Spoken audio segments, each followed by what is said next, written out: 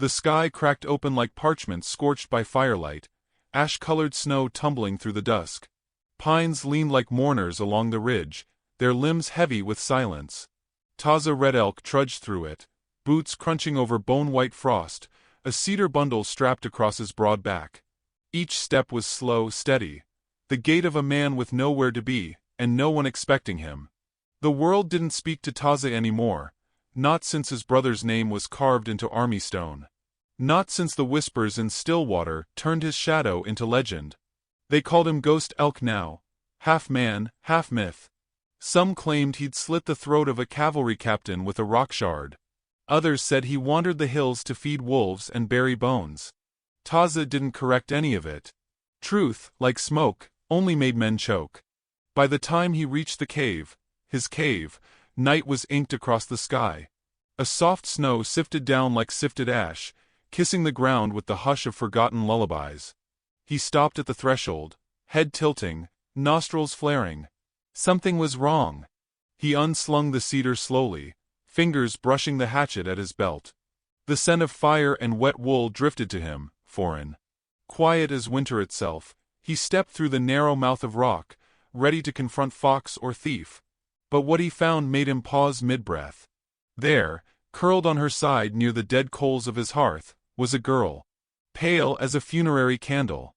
Her dress, velvet once, blue as faded hydrangea, was shredded at the hem and soaked through. One slipper hung from her foot by a satin thread. Her other heel was cracked open and crusted with blood, pink against the snow she'd tracked in. A thick cloak lay draped over her shoulders, ill-fitted and stitched at the collar with masculine thread. She didn't wake at his approach. Just trembled slightly, like a branch too long in the wind. Taza stared a long moment, taking in her shallow breathing, the bruised ring at her wrist, the soot-streaked cheek. His brow furrowed. This wasn't a woman used to sleeping on stone. She smelled of saddle leather, silk and fear. He knelt slowly and touched her forehead. Hot. Fever. She stirred then, moaning something that wasn't quite a word, lashes fluttering. Her eyes opened, stormy gray, rimmed red. "Please," she rasped. "Don't take me back." Then she slipped again into unconsciousness. Taza exhaled through his nose. The wind outside howled, shaking pine needles loose from above. He lifted her gently, her weight no more than a sack of feed, and laid her nearer the fire pit. He stacked cedar into the blackened stones, coaxed flame from flint, and fed it slowly. The fire caught and bloomed, licking at the cold like it had something to prove. By firelight, her features came clearer, arched brows, high cheekbones, a jaw that had known pride once, now slack with exhaustion. Her hair, once pinned, had fallen loose. Cinders clung to it, smudging gold into ember. He warmed water in a tin canteen and dampened a cloth, wiping dirt from her face and fingers. Her hands were soft but calloused in places. Not the hands of a pampered girl, but not rough enough for ranch work either. Somewhere in between. Like her story hadn't quite settled on a direction yet. He wrapped her feet in rabbit fur and rubbed them gently, careful of the split skin. Her breath hitched at his touch, but she didn't wake. When the work was done, he settled on the far side of the fire and began to hum. Low, steady, a tune his grandmother used to sing when snow swallowed the land. It didn't carry words. Just the memory of warmth. She slept. He did not. At first light, the fire had died down. Her eyes opened slowly, confused, then panicked. She tried to sit up but winced at the pain in her feet. Taza was already crouched by the fire, stirring something in a battered tin pot. "You!" Her voice cracked. "Where am I?"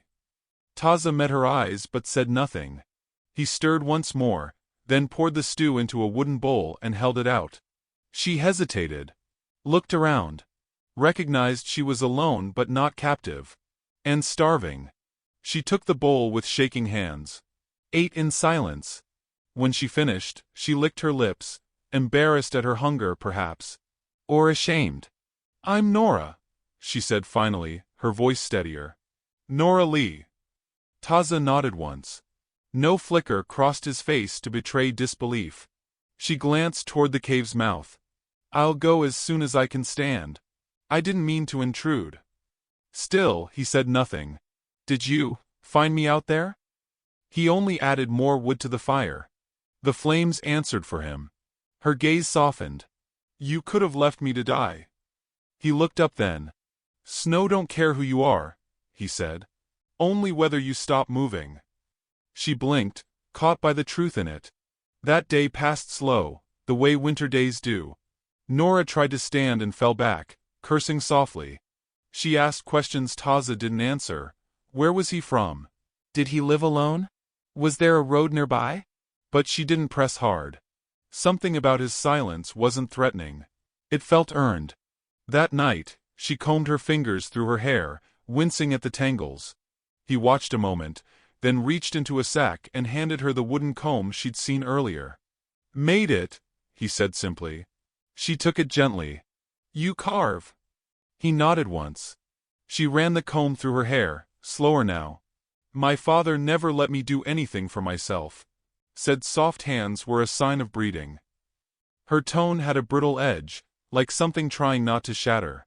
Taza added a pinch of herbs to the boiling pot. Guess he never wondered if I wanted to be soft, she said, voice quieter.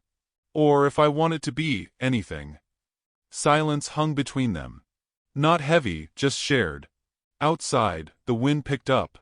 The fire cast long shadows. She rubbed her wrists, eyes falling on the bruises there.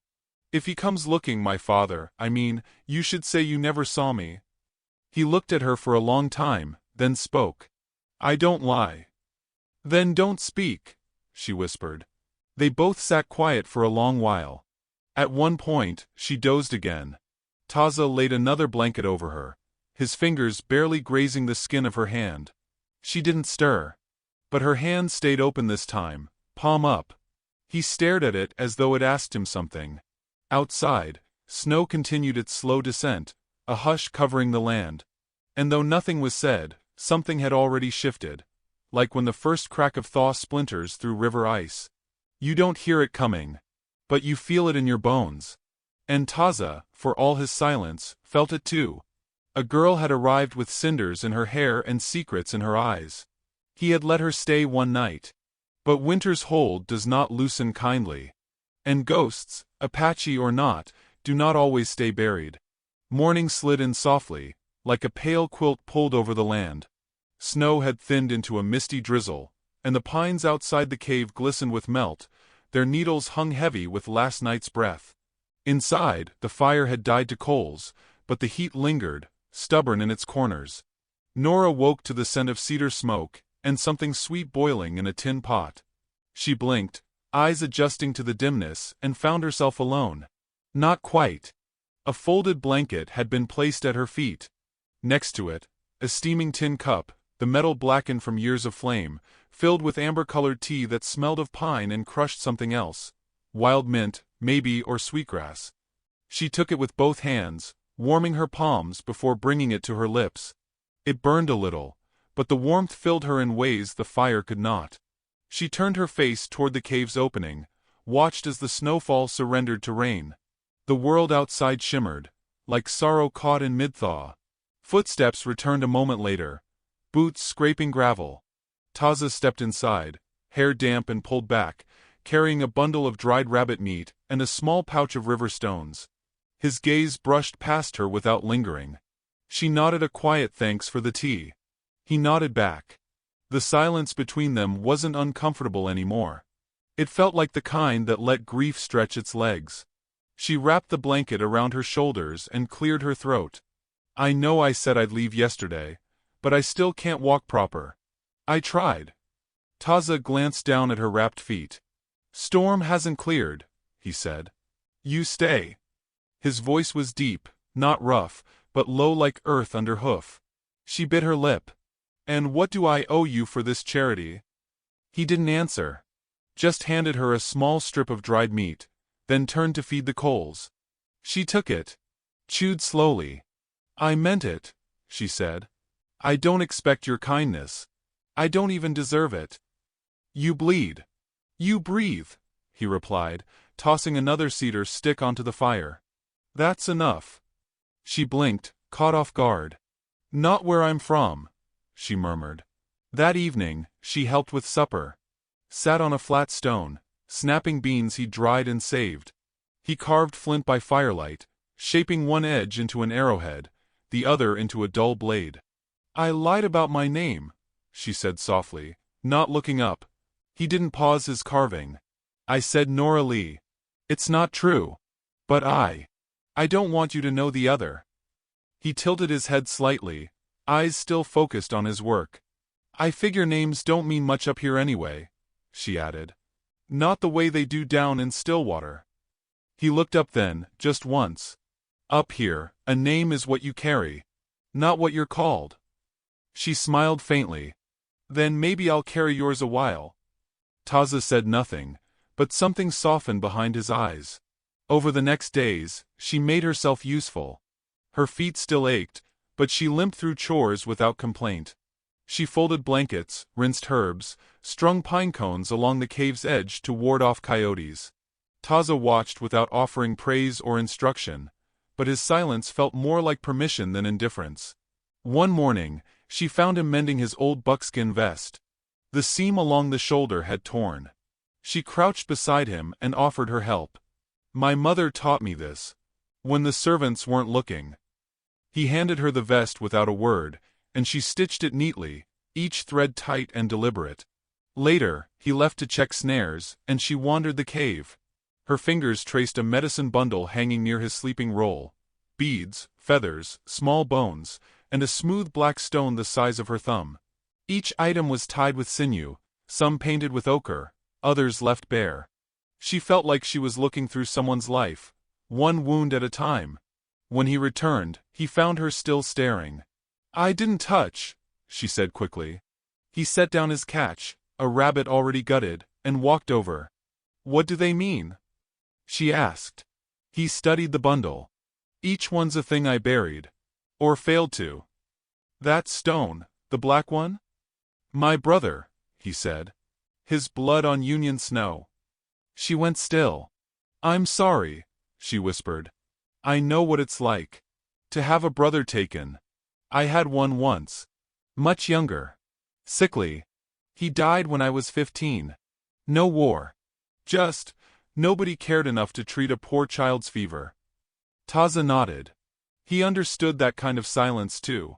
That night, she reached into her bag and pulled something from its depths. A necklace, gold, with a crest shaped like a serpent biting its tail. The chain was broken, the pendant smudged. She stared at it a long time, her thumb rubbing the surface until the crest gleamed. "My father gave this to me on my 16th birthday. Said it meant I was a Vexley now.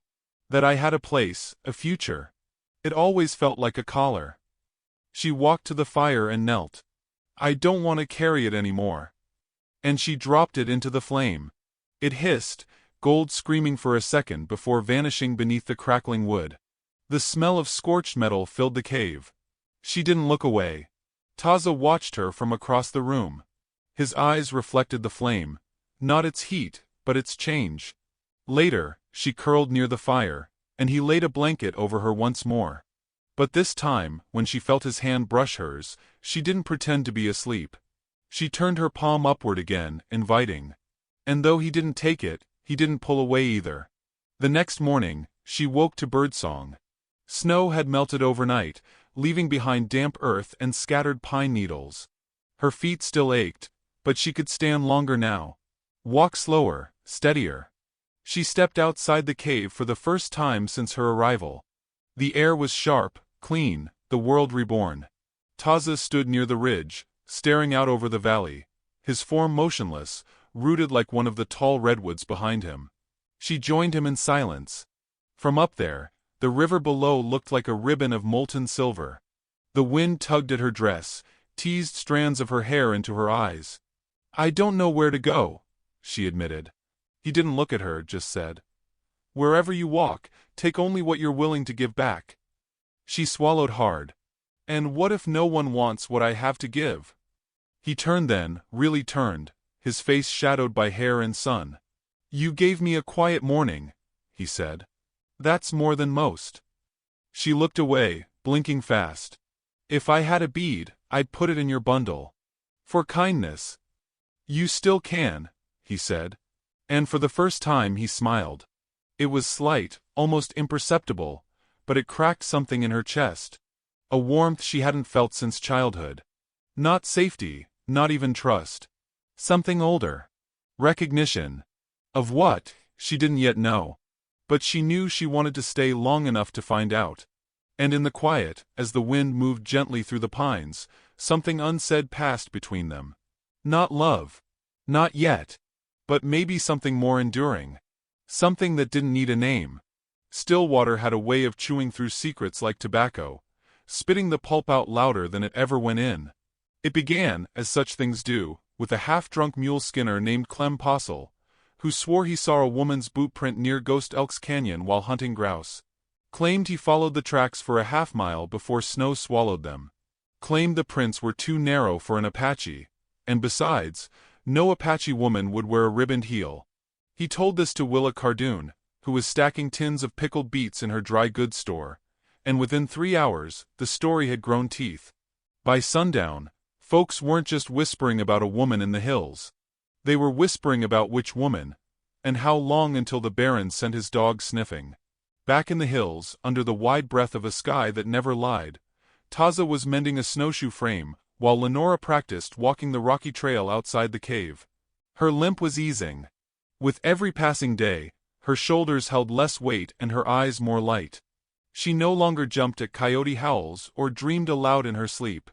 Instead, she hummed when she cooked, braided pine needles into little chains, and told stories that didn't ask for answers. But there were shadows too. Some nights she sat by the fire, and stared at her own hands like they were still shackled. Other nights she rubbed her wrist, as if the bruises remained in memory, even after the skin had cleared. Taza noticed. He didn't ask. He had seen enough horses flinch after the rope was gone. Lenora watched him too, how he barely spoke but knew the language of fire, wood, water. How he carved small things when he couldn't sleep. A sparrow in flight, a bear's paw, a woman's braid. She wondered if every carving was something he missed, or someone he had once held. One morning, she caught him watching her wrap strips of willow bark around her ankle. "You carved this land into your bones," she said, not quite joking. "You don't leave footprints anymore." Taza smiled, faint and brief. Footprints invite following. That same day, far below the ridge, Beau Finch knocked back a shot of rye, and rode to Baron Horace Vexley's estate, dust kicking up behind his boots like cannon smoke. He didn't like the Baron, not really. But he liked what the Baron paid. And he liked the way the law twisted when rich hands bent it. "Got word," Beau said, tying his horse near the big stone porch. "Your daughter may not be as dead as she planned to be." The Baron didn't blink. Just folded his fingers over a silver cane and listened. Ghost elk's got company in the hills. Not the usual buzzard folk either. Folks say it's a girl, soft-footed, wrong-dressed. Could be nothing but... "But I don't pay you to bring me smoke," the Baron cut in, voice clipped as gunfire. Beau grinned. "Then I'll bring you flame." Back on the ridge, Lenora and Taza shared supper. Wild onions and cornbread baked in a flat stone pan. The fire cracked between them, throwing shadows on the cave wall. "I should leave soon," she said softly, brushing hair from her face. He looked up. Not with surprise. With certainty. As if he'd known this moment would come. "I could head south. Try for Texas. Change my name again." "You afraid he'll find you?" Taza asked. "I know he will," she replied. "He doesn't let things go. Not even daughters." Taza nodded once, like he understood the shape of that cruelty. His own scars didn't sit on skin anymore, but they lived in memory, etched into every burnt homestead and rotted treaty. She touched the medicine bundle again, her fingers lingering on the bead she'd added days earlier. "I lied again," she whispered. "I said I didn't want to be found. Truth is, I wanted to be punished." Taza didn't flinch. He set down the half-carved bird in his hand and met her gaze. "Then you came to the right place," he said. "The hills judge quieter than men, but they judge longer." She laughed, startled. Then bit her lip, as if unsure whether she was allowed to find humor in the truth. Down in Stillwater, Willa Cardoon locked her shop early and headed for Sunday evening prayers. But not before telling Maribel Trent, whose husband owed Taza his life, that a wild girl's gone feral in the hills, and someone's got to stop her before more decent folk start going savage. Maribel didn't reply, but she held her husband's hand tighter as they walked, and her eyes lifted toward the hills like they were watching the sky for thunder. By week's end, Taza had dug a second fire pit outside the cave and built a lean-to of fir branches. Lenora insisted on helping. "I'm not made of sugar," she said, brushing snow off her sleeves. "Let me build something before I go." "Go tomorrow," Taza said. "Why tomorrow?" "Because tonight," he murmured. "The stars are close." And so they sat beneath them, their shoulders nearly touching. The sky above stretched wide and endless, constellations blinking like memory trying to stay alive. Lenora sang softly, a lullaby she hadn't remembered until that night. The melody thin, but familiar, like worn fabric. Taza's head turned. He hummed the next line. She stopped. How do you know that?" "My mother," he said. "She sang it when lightning cracked too loud." Lenora stared at him. "Mine sang it when the house got too cold." Same words. Same hush. They sat quiet for a long time. Then she whispered, "Would you have burned my father's house?" He didn't answer right away. Just watched the stars slide over the sky like slow embers. "If I had known what was inside it," he said, "maybe." She turned away, blinking fast. In the distance, a coyote called. The night answered with stillness. Taza rose, blanket in hand, and placed it over her shoulders. "You should sleep. The hill will speak tomorrow." She looked up. "What will it say?" "That the wind's changing," he replied. "And footsteps are coming." He meant it literally. Even now he could feel it, a hush in the birdsong, a tightness in the air. Something had shifted. Lenora stayed up long after he lay down. She watched the embers burn low, and tried to memorize his face in firelight. Not out of sentiment, but because she feared she'd never see it again. And far below, Bo Finch finished saddling 3 horses with fresh feed, fresh bullets, and 2 men who liked coin more than law. They'd ride at first light. And the hills, loud as they were, would soon echo with things that couldn't be unsaid. The air that morning was wrong. Too still for the mountains, too breathless for snow. Even the crows kept quiet, hopping tree to tree as if something meaner than winter waited in the branches. Taza knew the sound of hunters, even when they tried to walk like deer. He felt it in his ribs before he heard the first twig snap. 3 riders, maybe 4, making their way along the gulch trail below the ridgeline. Not fast. Not cautious. Just certain, like men who believed they owned the land beneath their boots. Lenora was brushing down the mule when he stepped out of the trees. Her eyes found his face, saw what his silence meant. "They're coming?" she asked. He nodded once. She didn't cry. She didn't run. Instead, she turned toward the cave, pulled on her boots, and wrapped her shawl tight. "Then let's meet them standing." But Taza shook his head. "There's a goat path behind the ridge," he said. "Slips down through shale and brush. You take it. Now." "No." His jaw tightened. "They won't come to talk." "Then I won't speak." "You don't understand." "I do," she said, stepping closer. "I know who sent them. And I know what I used to be." Her voice cracked but didn't falter. "He doesn't get to own my ending too." Taza stared at her a long moment. Her hands trembled, but her spine didn't bend. From the trees came a soft whistle, bird-like, but sharp. Not natural. He turned, alert. 2 riders approached from the south trail. Dawes Trent and his wife Maribel, both on swift bays, their eyes wide with warning. "They're close," Dawes called. "Baron's men. Bo Finch rides with 2 more and a pack mule. They've lit torches already." Maribel looked at Lenora with something fierce in her eyes. "You sure you want to stand here when they get to the ridge?" Lenora nodded. "I'm done running." Maribel leaned down from the saddle, tossed a satchel into her arms. "Then wear this. It's not much, but it ain't blue silk." Inside was a plain cotton blouse, a wool skirt, and a brown shawl. Humble clothes. No crest. No gold thread. Just enough to feel like she belonged to no one. Taza led her to the edge of the clearing, where the trees fell away into sheer bluff. Below, through the haze of rising heat and melting snow, 3 figures rode into view. Bo Finch was at the center, rifle across his lap, lips split into a sunburned smirk. The other 2 men rode close behind, eyes scanning the rocks, their expressions sour. When they saw Taza and Lenora standing at the bluff, Bo raised his arm, halted the party. "Well, I'll be," he called. "Baron thought you might be dead, Miss Vexley. Guess some weeds don't die easy." Lenora didn't flinch. "I'm not his anything." Bo laughed. "You always were stubborn. I remember you tried to run away once when you were 12. He put a ring of ash around the house and said if you crossed it, he'd let the dogs have you." Lenora lifted her chin. "And now I've crossed worse." Taza stepped forward then.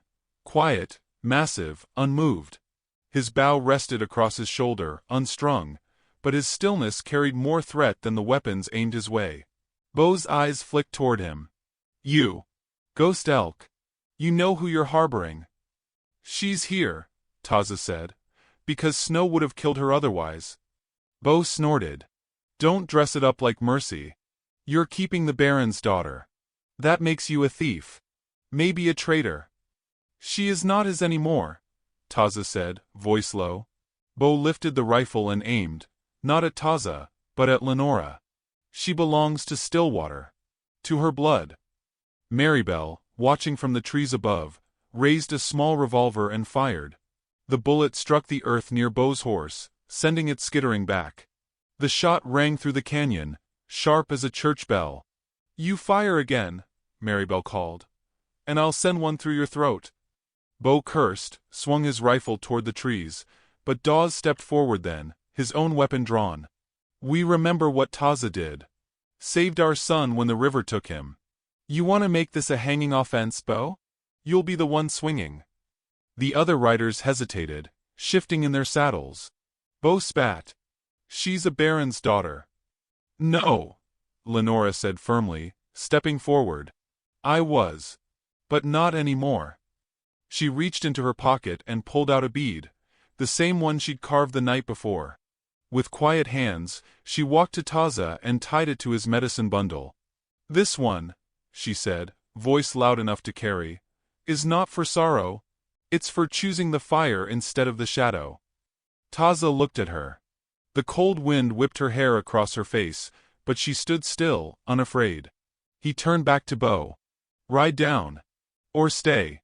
But know this hill will not bury the truth with your lies." Bo's fingers tightened around the rifle, knuckles white.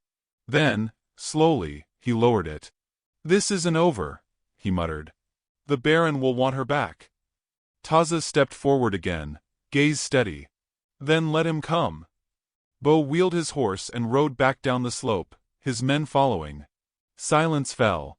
Then Marybelle dismounted and came to Lenora, pulling her into a rough hug. "You're fireborn now," she said.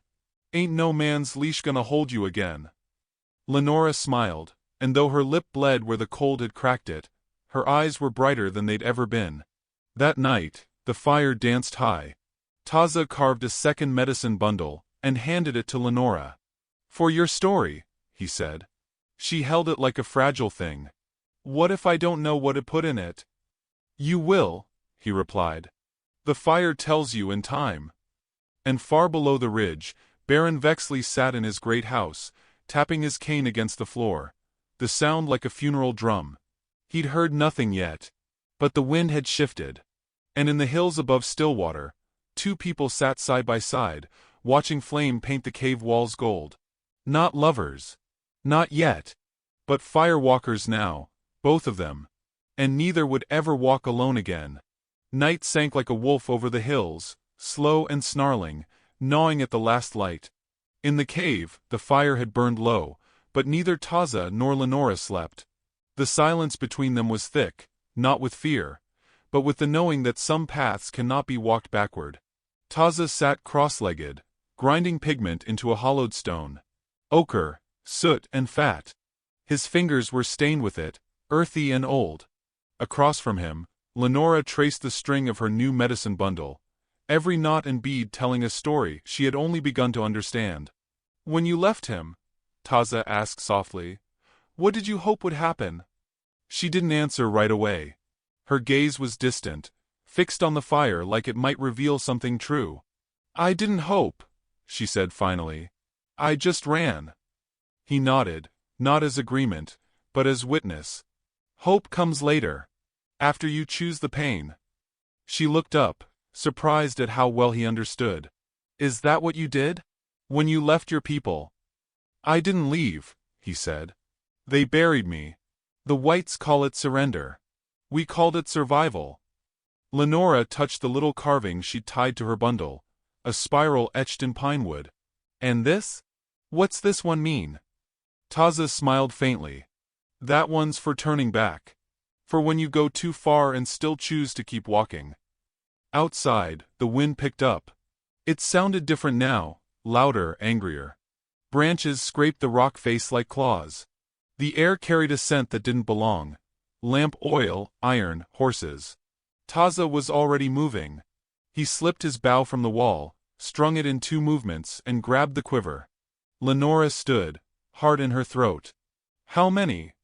She whispered. 4. Maybe more." "Bow again?" Taza didn't reply, but his eyes were flint. He doused the fire with snowmelt and handed Lenora a sack. "Clothes. Water. Go to the lean-to. Stay there until I come. I won't leave you. I'm not asking." He said it without anger, but it was final, like mountain stone or burial dirt. She swallowed, pulled the shawl tighter, and slipped into the dark. From the ridgeline, torchlight flickered, yellow against the trees. Shadows moved like smoke serpents, careful and wide. This wasn't a drunken scare tactic. This was a man hunting his pride. Baron Horace Vexley had come himself. He rode at the center of the formation, a long coat trailing behind him like the hem of a funeral banner. His face was carved from stone, hard, creased, unyielding. He wore no emotion, just possession. "She's here," he said to Bo. "I smell her lies in the wind." Bo nodded. "They've got the cave dark, but the lean-to's new. She's not far." Vexley's eyes narrowed. "Burn them both." Bo blinked. "Sir?" "I said burn them. If she walks out of the flames, she's mine again. If not, she was never meant to be." Bo hesitated, then passed the order. 3 men dismounted. One uncorked a flask, poured oil across the brush. Another lit a torch. Taza stepped out before they could throw it. Just stepped into the torchlight like he belonged to it. The men froze. Baron Vexley dismounted slowly, cane in hand. "So this is the infamous ghost elk." Taza didn't move. "You lost something. You sent dogs. You found a fire. She's my blood. She is not your property." Vexley laughed once, cold and sharp. "Everything under my roof is mine. And what escapes I fetch. That's the way of it." Taza tilted his head. "Then maybe your roof is too small." Bo raised his rifle, but Vexley lifted a hand. "No. Let him speak. Let the savage spit his riddles. Then we end it." Taza took 1 step forward. The fire behind him caught on the pine brush, casting shadows that danced like ghosts. "She's not the same woman who wore your chains," he said. "She's carved now. By cold. By truth. By her own hands." Vexley scoffed. "And what has your truth bought you? A cave? Silence? Pity from white women?" Taza didn't blink. "Peace." The Baron drew his pistol slowly. "Then die with it." The shot rang out, but it was not the Baron's weapon. From the trees, Lenora fired once, then again. The first shot took Bo in the thigh, the second shattered the lantern from a rider's hand, throwing flame across the snow. Chaos burst open like a kicked hive. Taza loosed an arrow into the fray. 1 man fell. Another fled. Smoke twisted into the sky. Horses reared. Torchlight rolled like waves. Vexley aimed toward the trees, teeth bared, but Lenora was already moving. She dropped behind a rock, heart pounding, pistol shaking. Taza charged forward. Not like a beast, but like a storm finally loosed. He knocked the Baron down with a single blow, then stood over him, bow drawn, arrow aimed at the throat. "Shoot!" the Baron hissed, blood on his lip. "Be the thing they all say you are." Taza didn't shoot. He lowered the bow. "You don't deserve a song," he said. Vexley spat. "Then I'll come again." Taza looked toward the trees where Lenora stepped out, dust and smoke on her face, hair wild, pistol still in hand. "No," she said. "You won't." She crossed the space between them and knelt beside her father. "You were right about one thing," she whispered. "You do make monsters. You just never expected one to walk away." She stood. "Go home, old man. Whatever that means now." Vexley stared at her, seeing not his daughter, but a stranger with ash on her cheeks and something unbreakable in her gaze. He said nothing. He mounted his horse, blood soaking one sleeve, and rode away without another word. The men who remained didn't follow. When the smoke cleared, Lenora sank to her knees. Taza caught her before she hit the snow. They didn't speak. Didn't need to. Later, much later, when dawn lit the ash-black trees, they stood hand in hand at the mouth of the cave. Not hiding. Not waiting. Just alive, and choosing what came next. Spring came quiet that year, like a secret finally whispered after too long held in the throat. Snow melted from the high peaks and bled into the valley, turning streams wild and softening the earth. The river below the bluff no longer snarled with ice. It shimmered gold in the morning light, its surface bright with promise and thaw. Taza stood at its edge, sleeves rolled to his elbows, lifting stones from the bank to fortify a footbridge. His movements were slow, careful, steady as always. Behind him the cabin stood half-built, walls framed with pine, roof unfinished, door still missing. But it was shelter and it was theirs. Lenora walked out from the woods with a basket of morel mushrooms and wild garlic. She wore a patched skirt, boots worn to softness, and a thin braid tied over her shoulder. The gold had gone from her hair, the sun giving her darker streaks now. But her eyes had lost none of their fire.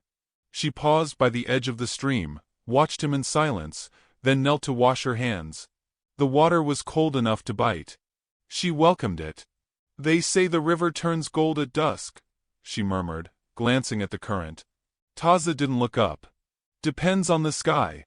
Some days it just looks like fire." "Same thing, isn't it?" she asked. "Gold or fire? Something worth chasing." He placed the last stone, wiped his hands on his trousers, and finally turned toward her.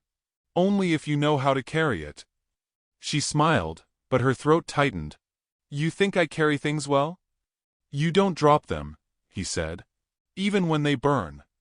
The world had shifted since the night her father rode away. Vexley hadn't returned, though rumors crawled into Stillwater like snakes. Claims of sickness, of madness, of him locking himself in the manor and speaking to ghosts. Stillwater itself changed slower. Some townsfolk still spit when her name was whispered, or averted their eyes when Taza walked by. But Marybelle Trent called her Nora now. And the Trents weren't the only ones who'd been changed by fire. A week ago, Nora had helped deliver a baby on the far end of the valley, a ranch wife too scared to send for a doctor. The child came blue, but she'd breathed him back with her own hands. And when she returned to the cabin that night, Taza had placed a pine bead on her bundle.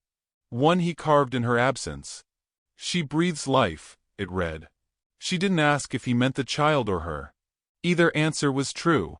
Now, beside the river, she stood and walked toward him. He was taller still when the land sloped, but she no longer felt small beside him. "There's a man in Stillwater offering 2 coins a day for help rebuilding the mill," she said. "Marybelle thinks we could trade work for lumber." Taza raised a brow. "You want to ask him?" "I want to tell him," she corrected, "that we build better than we break." He considered this, then nodded. "We ride at first light." A soft silence passed between them. The river spoke low against the stones. A hawk circled overhead. Somewhere in the woods, a woodpecker thudded its song into bark. Then Taza spoke again, voice quieter. After the cabin. I'll build a porch. She turned to him. A porch? With a roof. Wide enough for 2 chairs. Somewhere to sit when storms come. Or when they pass, she added. He didn't smile, but something eased behind his eyes. That night, they sat by the fire pit outside, watching the last light stain the sky. Taza played a slow rhythm on a cedar flute, and Nora hummed beside him. They didn't speak of futures or names or debts. Just shared warmth and wood smoke, and stars that refused to fall. As darkness settled, she stood and reached into her pocket. Pulled out a tiny carving wrapped in linen. A bead.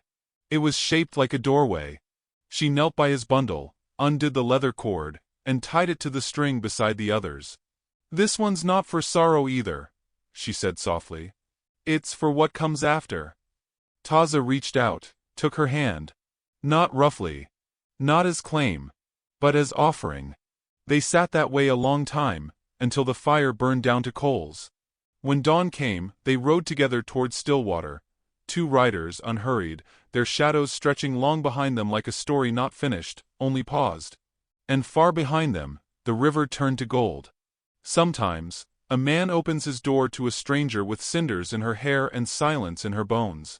He expects to offer one night, one meal, maybe shelter from the cold. He does not expect to hand over his quiet, his space, his future. He does not expect that what he saves will one day save him. Maybe that's what love is, not thunder, not fire. Just choosing to stay. And never asking the other to leave.